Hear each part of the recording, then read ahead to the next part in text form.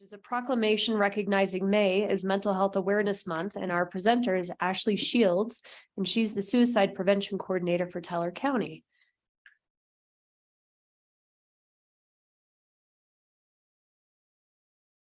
So I have never done a proclamation, but I have a speech here. Am I reading the proclamation, or are you reading it? I'll read it for you so you don't have to say whereas 800 times. Yeah, I was wondering how I was going to incorporate that in. Thank you.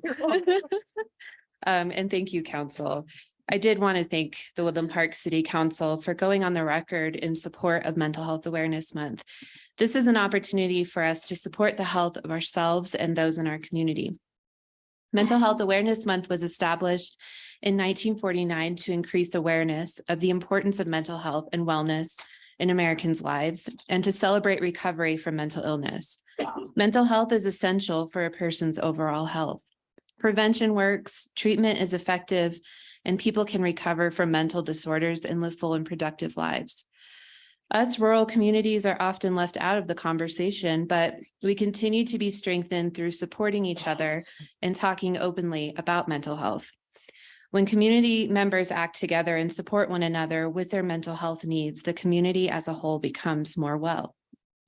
While mental illnesses are similar in both rural and urban communities, the circumstances and access to treatment look different. The National Rural Health Association tells us that rural residents face more obstacles in finding behavioral health services. As a result, distinct mental health differences are seen rurally compared to El Paso County. Studies have also shown that because the risk of suicide is higher in rural areas, this makes it much more vital that individuals seek out and have access to help.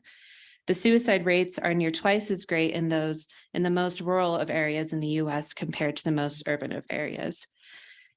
Teller County is unfortunately experiencing the same behavioral health care challenges faced by many rural communities across our state and the country. Accessibility. Teller County residents often travel long distances to receive services, are less likely to be insured for services, and providers are less likely to recognize a mental illness. Availability. Chronic shortages of mental health professionals exist, and mental health providers are more likely to practice in urban communities like El Paso County. So providers are scarce. A shortage of care contributes to losses in productivity and increases in hospitalization and suicide. Affordability. Some residents can't afford health insurance or out-of-pocket care costs if they lack health insurance. Acceptability. We are more susceptible to the stigma of receiving mental health care in small communities where everyone knows each other. There are fewer choices of trained professionals, which can lead to a lack of confidentiality, as well as a reliance on the informal care of family members, close friends, and religious leaders. The myths that surround mental illness, like it's your own fault, it's all in your head, just snap out of it, can be deadly. Dispelling those myths is the goal of the Mental Health Awareness Month and the Teller County Mental Health Alliance. So where do we start? We can start by recognizing that mental illness is a medical condition, not a character flaw or a figment of the imagination. Those who face a mental health or substance use disorder merit the same respect as anyone else. Share your story. If you have a mental health or substance use disorder or care for someone who does, we want to hear from you. Describing your journey is one of the most powerful ways to demystify mental illness. These past few years presented so many different challenges and obstacles that tested our individual and collective strength and resiliency. The good news is that there are tools and resources available that can support the well-being of individuals and community. One thing we can all do to help improve access to mental health is simply talking about it. In addition, talking about mental health can open up the door for people to feel more comfortable and less afraid to seek help. It's important to remember that working on your mental health and finding tools that help you thrive takes time. Change won't happen overnight. Instead, by focusing on small changes, you can move through stressors and develop long-term strategies to support yourself on an ongoing basis. Woodland Park is a wonderful place to live and work, and together we continue to make strides even when faced against the steepest of challenges. I want to lift up and celebrate everyone in this room, the Woodland Park City Council, and those of you joining us online who continue to support those that are struggling and work together for the benefit of this community.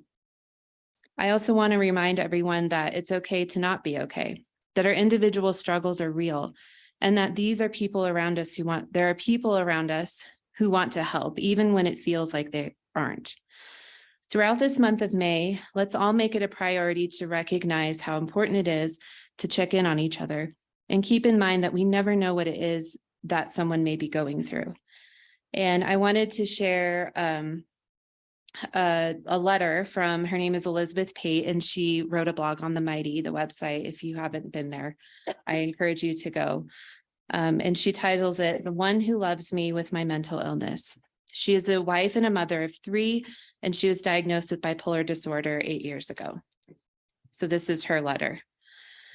"I want to say thank you for loving me. I know there are days when it can't be easy. It must be hard to watch the one you love suffer from a faceless pain. It must be lonely at times because so often I'm not present. Thank you for never yelling at my irrational rants. Thank you for understanding that when I get upset after forgetting to take out meat for supper, it's not just about dinner. Thank you for seeing that in my mind, it's confirmation I'm a failure at everything I do. Thank you for not accepting that. Thank you for telling me for the 1000th time how great you think I am. I'm sorry for all the times I asked not to be touched. Thank you for seeing I was just overwhelmed by thoughts beyond my control, and that it's not that I don't love you. Thank you for teaching me unconditional love. Thank you for hearing me when I scream and learning to speak my language. Thank you for sacrificing things that are important to you when I don't want to be alone. Thank you for coming in and washing the dishes without saying a word. Thank you for seeing the panic in my eyes as we enter a crowded event and walking behind me, so it's you brushing against me, not a stranger. Thank you for taking my phone away and making me rest when it's obvious I'm not going to do it on my own. Thank you for reminding me to eat and sleep and enjoy the moment. Thank you for never making me explain my thoughts. Thank you for just accepting when I say, I just can't. Thank you for making mistakes and letting me know everyone makes them. Thank you for being you, and most of all, thank you for letting me be me.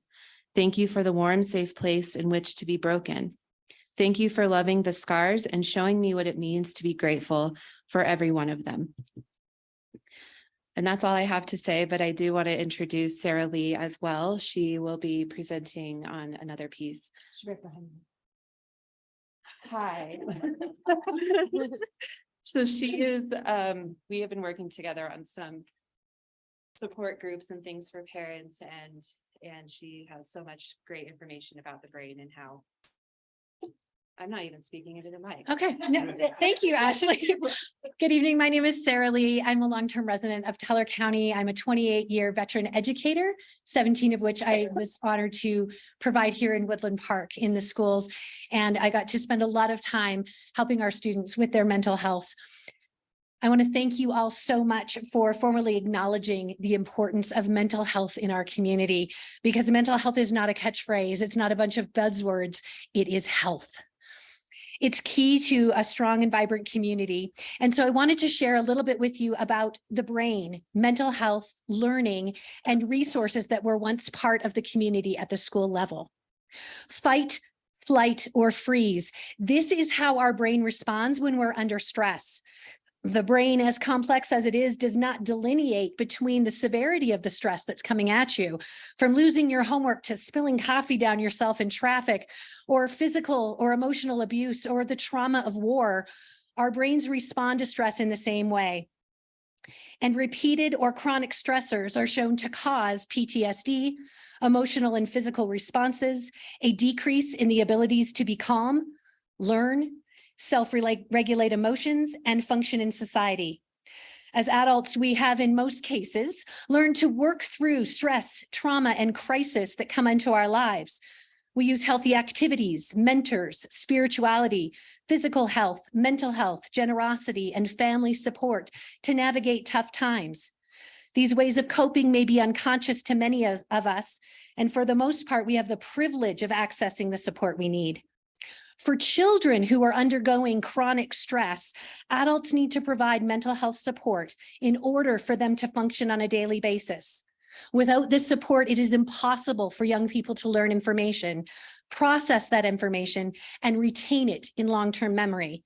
That's right, impossible. Scientific research has shown that stress at any level activates our, quote, survival brain. In short, rushes of adrenaline are sent to the amygdala. The amygdala is responsible for emotions, survival instincts, and memory. Because there is a threat, the brain is only focused on survival. When this occurs, we literally cannot remember what is happening. I saw this firsthand when I served as Dean of Students at Woodland Park High School. Students who were in conflict, trauma, or crisis were not being cagey when they said they didn't know why they did what they did or what was happening. They literally did not know. Through restorative practices, an evidence-based system used across the school district for conflict resolution, I was able to work with students using questions designed to help the student calm down, process the event, and begin to remember why it occurred and what steps could be taken to restore relationships and change behaviors. The hippocampus, which is connected to the amygdala, is responsible for storing and retrieving memories. Again, when we're in any kind of stress, that flood of adrenaline to the hippocampus turns off our ability to store and retrieve memories and simply acts in our basic survival. Interestingly enough, the two structures of the brain, mainly responsible for long-term remembering, are located in the emotional part of the brain. So what does this mean for young people?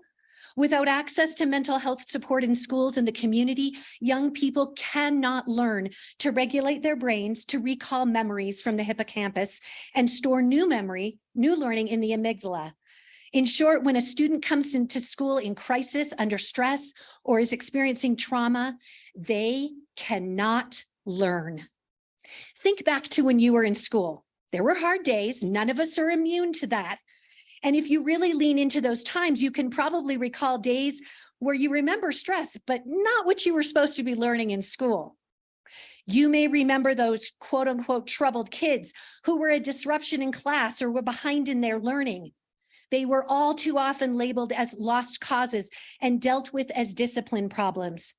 But today we have scientific studies, research involving hundreds of thousands of data points, and medical evidence that proves that when mental health is recognized as a priority and we embrace the holistic approach to learning, students thrive. Earlier, I mentioned 7 areas of strength: healthy activities, mentors, spirituality, physical health, mental health, generosity, and family support. These areas were identified through multiple research studies and are used to teach people about their strengths and how they can lean into them during times of trauma, stress, and crisis. The program that created this is called Sources of Strength and was founded in 1998 and is used across the United States and Canada as an evidence-based suicide and prevention program in schools, churches, communities, and nonprofits.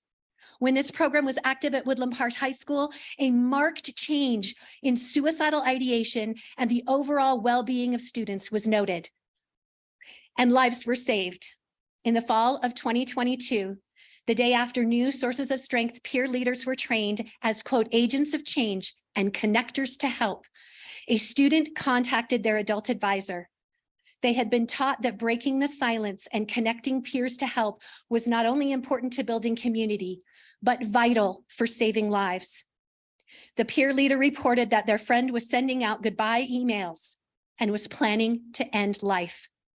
Because that student, that peer leader, had been empowered to connect to help, had a trusted adult at the school to reach out to, and saw how powerful hope, help, and strength can be in the prevention of suicide, they saved a life that day. The adult advisor called 911 and the school administrator, and within minutes, emergency services were at the home of the friend, and they received the help they needed. This is but one story of how hope, help, and strength, how positive mental health, how a positive friend, a mentor, a trusted adult, and safe spaces for processing trauma, stress, and crisis save lives. Without support from counselors, social workers, therapists, educated teachers, mentors, and coaches, and programs like Sources of Strength and restorative practices, our children cannot learn, cannot thrive, cannot survive. Thank you for making mental health a priority.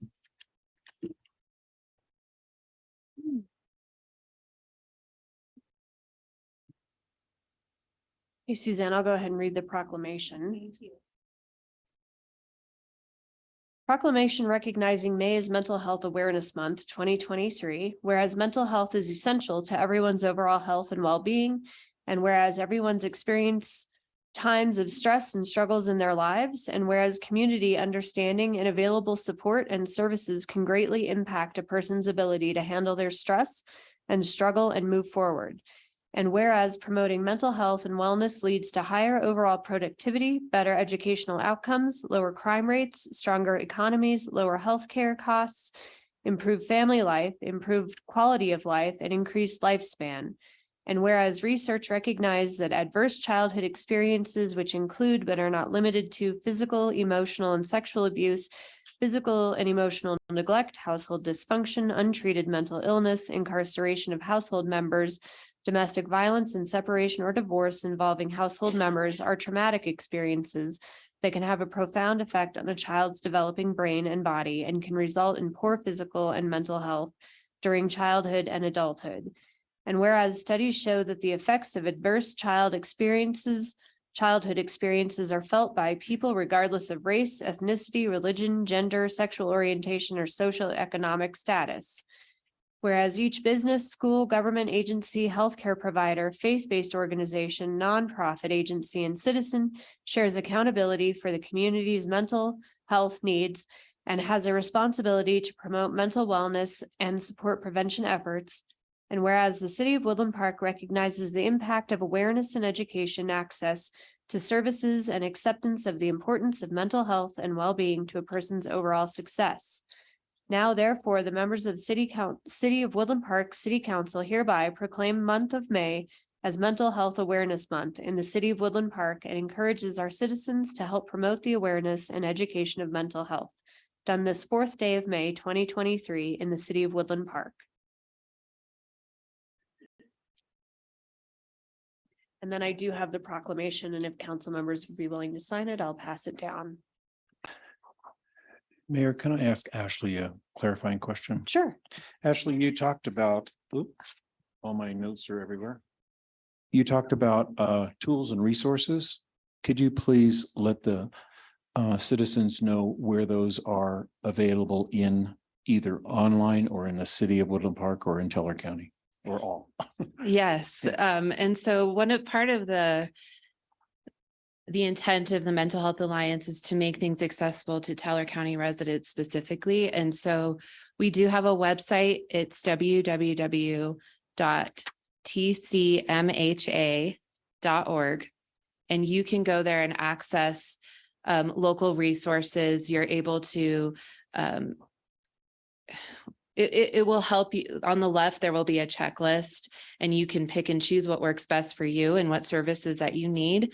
And it will provide some of those Teller County specific resources for you that fit your needs, but also in El Paso County if they're not available here.